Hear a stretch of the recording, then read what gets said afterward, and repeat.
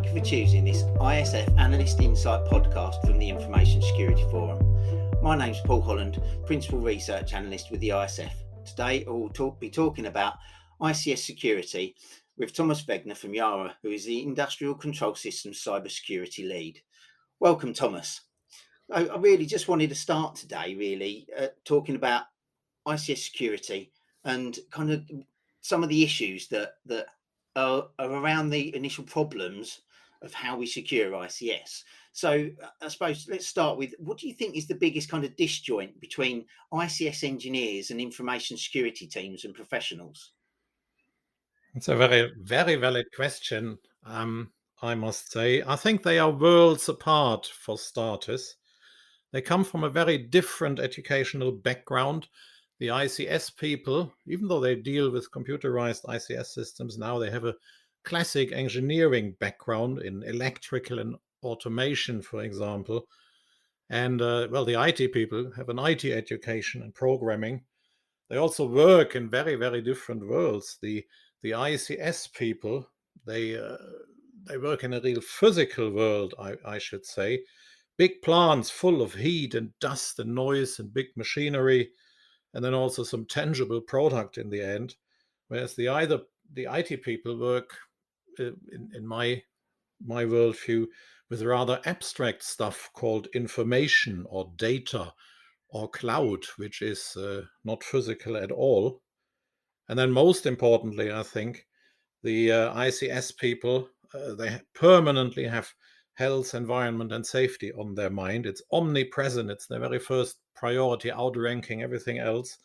Whereas to the IT people, the health, environment, and safety element does not play a role at all, with the possible exception of eating too much pizza and drinking while programming or so.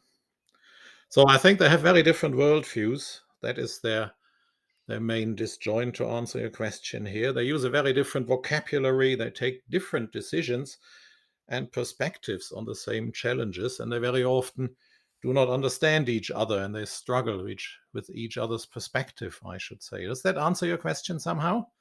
No, absolutely. I think it does. It sets a very good scene, and I think there's some kind of really key elements there. And I think certainly from that ICS side, from the research I've been doing, the people I've been talking to, safety, like you said, is kind of the key element for the engineers. Because if something goes wrong in the physical world, then that can have disastrous consequences to life potentially. So that's certainly key from that side. So you have this kind of safety at the top, but you also have the reliability and performance, don't you, as well? So you have that SRP kind of triad that the engineers are worried about.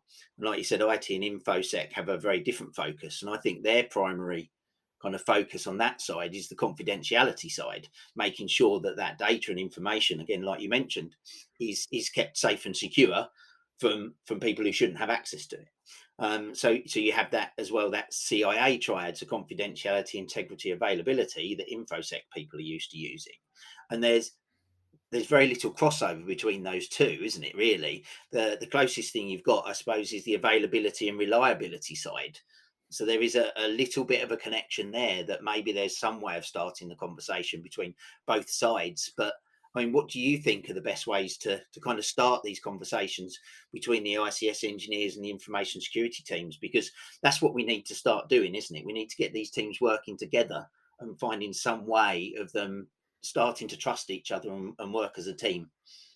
Absolutely, Paul. Absolutely. I mean, we work for the same company, for the same goals, and with IT/OT convergence, it's essential, it's paramount that we work together somehow. And how can you make these people work together? These two different perspectives. From my experience, or how we have done it. Let me give a nostalgic answer first here, which is along the lines: as long as you do it, it doesn't matter how you do it. Yeah, as long as it happens, just do it somehow. Just do it was the screensaver of my first boss. That's why I say it's nostalgic. Maybe too personal. Let's not digress too much here. I think ideally you make these two teams together, ideally, I mean, through a top-down initiative, which is kicked off jointly by the CIO and the production COO or something like that. if you do the CISM certification, they make you repeat and repeat that mantra, nothing can succeed without top management support. So ideally, top down, you make these two different worlds talk together, cooperate, talk to each other.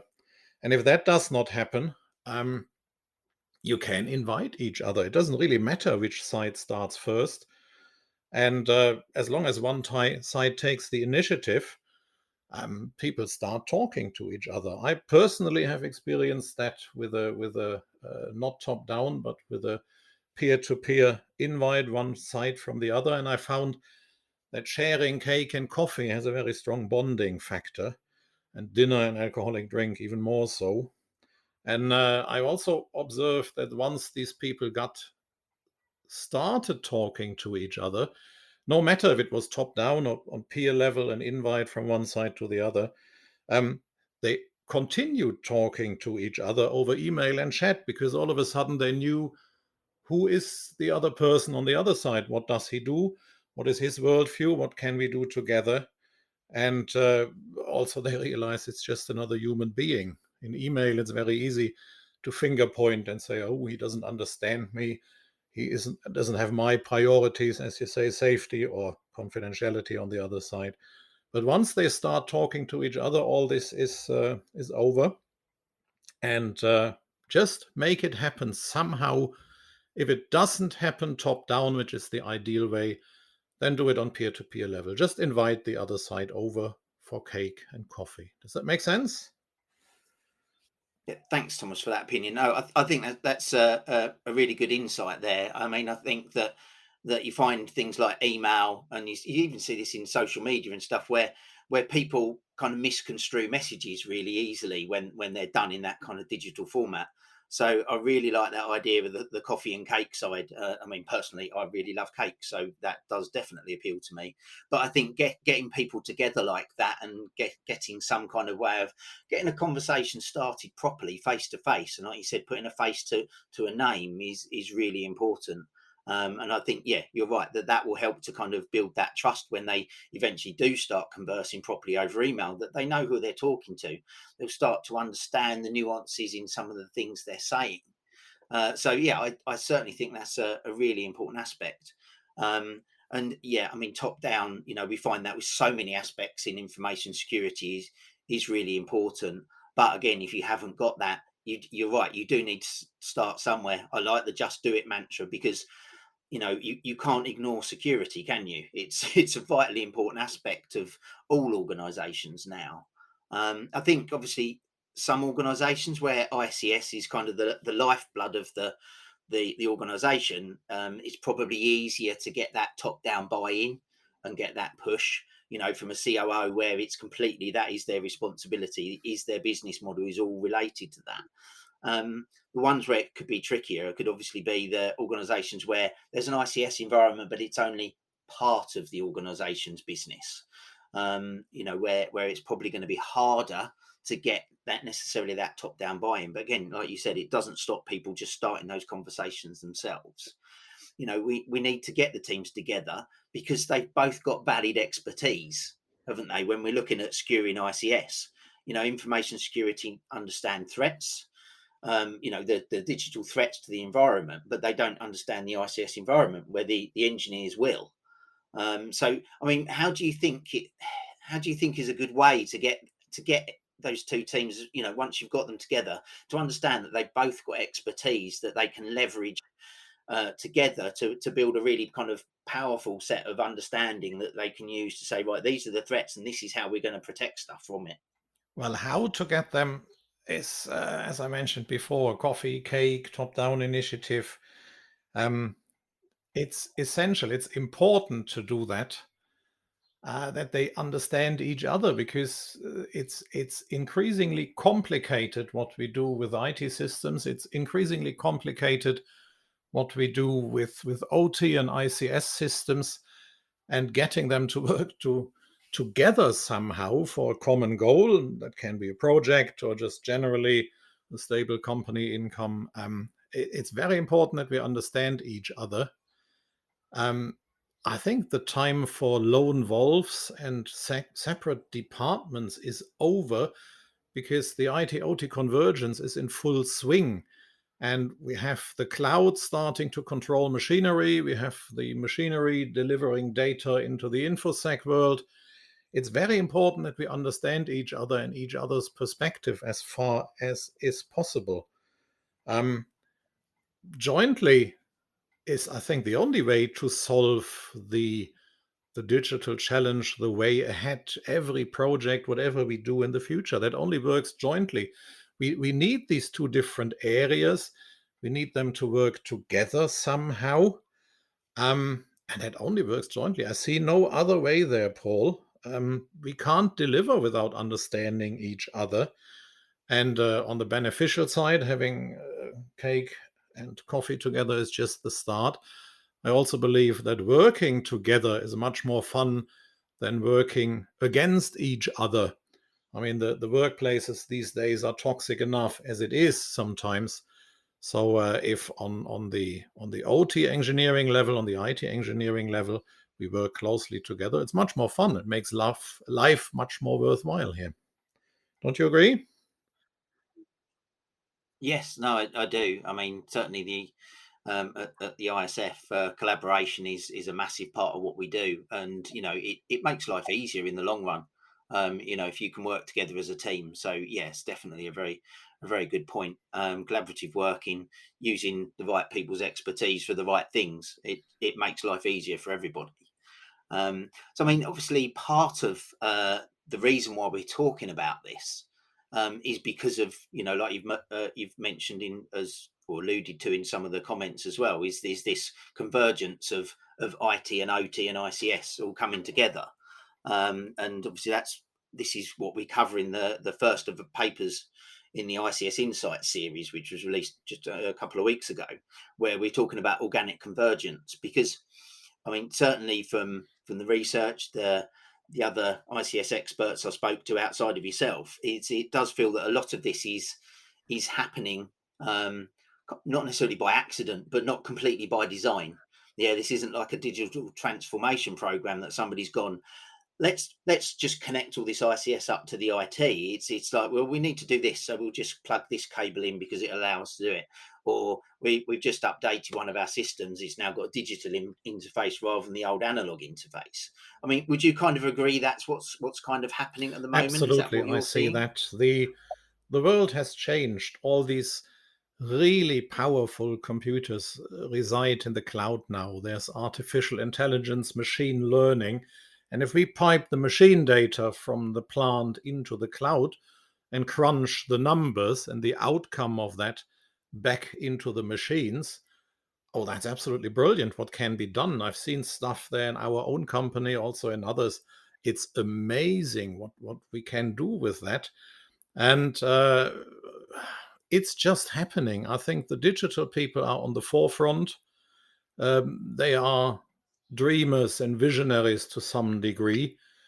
Um, Very beneficial for the plant, but once again, not very aware of the health, environment, and safety risks, which once again makes it more important to bang the heads of these people together, of these different teams together. And that head banging does not take place as it should, I think. At least I rarely see that. So I think your term organically growing together from two different sides currently holds true. And hopefully that changes to a bit more structured approach at some point in the future, where these teams will be more integrated. And I think the paper you've created really does help with that. Thank you for that comment. And yeah, I mean that's kind of my hope as well. Is that, yeah, as we bring these teams closer together, and I think this is the start of it, by getting information security and ICS engineers and teams working together to secure the environment. That helps to kind of build those bridges, build that collaboration that will hopefully start to bring the kind of IT teams into the picture as well, so that stuff does start to happen in conjunction. So, rather than just somebody adding in a little element or whatever it might be, it's part of a bigger picture, part of like you said earlier as well, bringing the whole organization together, because you're all there for the same goal, aren't you? You're working for your organization. You want your organization to be a success, and the best way to do that is to do everything in conjunction with each other, so that all the elements are pulling in the same direction. And I think this is the start of that journey with ICS. It's one of those areas that I feel hasn't necessarily been ignored, but there hasn't been the need, because there was no IT within the environment not too long ago. It wasn't considered something that everybody else needed to worry about, and now it is, and that's where all the challenges are coming from. So to me, I think that's probably why it is important to get both of these two teams working closely together. I Do fully you agree agree to with that. that, I Thomas? fully agree to that, Paul. I think the digital and the IT people need to understand that industrial control systems are not simple applications. There's so much more around industrial control systems. The whole physical element and the diversity of the systems in the plant and what they do. On the other hand, the ICS people need to become a little bit less traditional and need to see the benefits digital and IT can bring to their production, with all this powerful number crunching in the cloud, for starters. So yes, I fully agree to you. No, that's great, and thank you. I think we've covered quite a bit in this short period of time. And Thomas, I'd really like to thank you for taking time to talk to me. I find it an absolutely fascinating area to talk about ICS. And I've had many great conversations with you about it. So thank you for taking the time to talk to me, and for sharing your insights as well with the members. No, it's been really Thanks, enjoyable. Paul. That was fun. And I do hope we meet again in Manchester then. I'm sure we will. And thank you all for listening. Please subscribe to our podcasts wherever you listen to them, so as not to miss any future episodes. To access our catalogue of podcasts and videos, please visit securityforum.org, where you can access as well ISF research, our practical tools and guidance that we have. And again, thank you all for listening today.